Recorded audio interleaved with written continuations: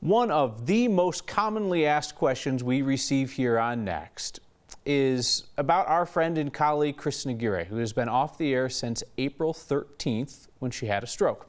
If you follow Kristen on social media, you have seen her as she's chronicled her recovery, including her rehab at Craig. And we are often asked where Kristen is today. She's over here. She's right here. Hey! Look who's back. Me. Look who's back. It is so good to have you back in this place and for folks to be able to see you, because I know folks have missed you so much. That's so sweet. I'm alive.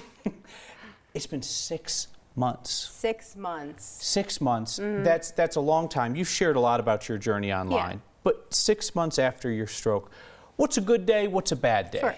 A good day is when I get up and I feel like, okay, like I don't immediately think like, oh, I have these deficits, or I have weak leg, or my arm is weak. It's when I kind of don't even think about that, and I just get up and start my day, and it's like normal Kristen.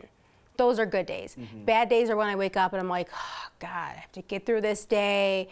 I have this to do today, and it's gonna take me longer. When I really let that like set in that I have problems, or that I'm slower than I was before.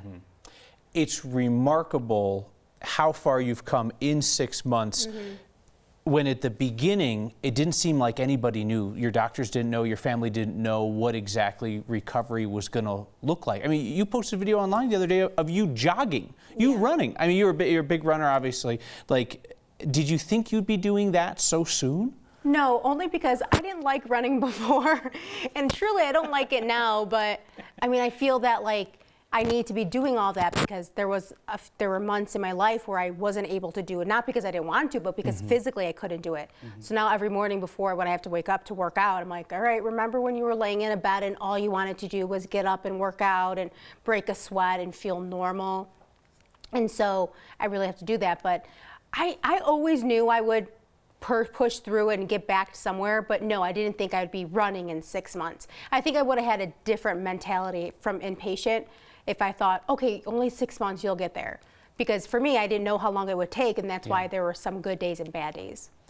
I think it was so surprising to everybody who knew you when you had your stroke. Young, otherwise healthy, didn't have nagging health complaints. And 1 in 4 people in the world is going to have a stroke. And for a good number of them, they'll never find out why. And that's been your journey so far. Right, I think that's going to be my journey. I think that is my future. I'm never going to find out what happened to me or why this happened. And it's hard. In the beginning, I was kind of frustrated because I wanted to know, why me? Why did this happen? But now this is just my path. This is it. I can't worry about why this happened. I mean, I just have to keep pushing forward and know that this is it. This happened to me for a reason, and I'm very close to my faith that God put me on this path for a reason. I just need to charge forward and just keep going.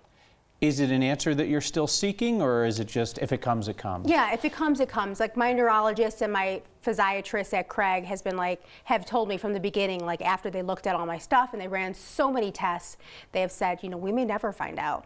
And like I said in the beginning, it was kind of like painful to think, oh God, we'll never know how or why. But now it's just kind of like, it is what it is. I think anybody who knew you would have described you before your stroke as tough, funny, fierce, and then after your stroke, so many of us said things to you like, you're so tough, you're gonna be okay. Like if anybody can deal with this, it's you. And it was only in the last couple of months that I started thinking, what a terrible thing for people to put on you, that just because of your toughness and just because you're such a fierce woman, that this is something you can handle. But I felt like it was always coming from a good place. And you guys, like on the days that were like bad and everyone reached out and were like, you got this, you're so amazing, you're strong. It was a reminder that I am strong and I am this tough cookie that I was before, and I'm even tougher now, and just to keep going. So I knew it wasn't like coming from a bad place. But I get what you're saying, like on the days where it's like, oh, I couldn't even get out of bed, and you guys are like, come on, do it. I'm like, please shut up. You have no idea what I'm going through. You said back in July that this doesn't have to ruin your life, that this could enlighten your life. And that's such an interesting word to use, because you'll hear people talk about overcoming adversity and how it strengthens them and it gives them resolve. But you said enlightens. Tell me about that. Well, this is a world I never knew. I had no idea anything about brain injury, and I've just learned so much about brain health and just what people going through this have to deal with every day. You know, I was in a wheelchair for a little bit, and it definitely just changed my perspective on, I mean, anytime I left the hospital, like if we went to a restaurant, I would be, you know, get wheeled on sidewalks. I'm like, this is a story, like what's wrong with these sidewalks? So it just like totally opened my eyes to a whole new world.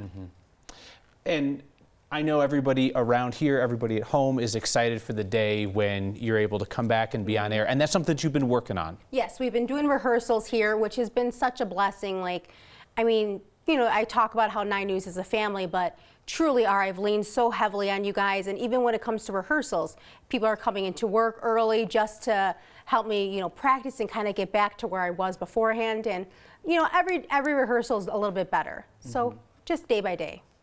We look forward to it. Thanks for coming in to talk to us. Appreciate it very much, and I'm sure it's great for everybody to see you.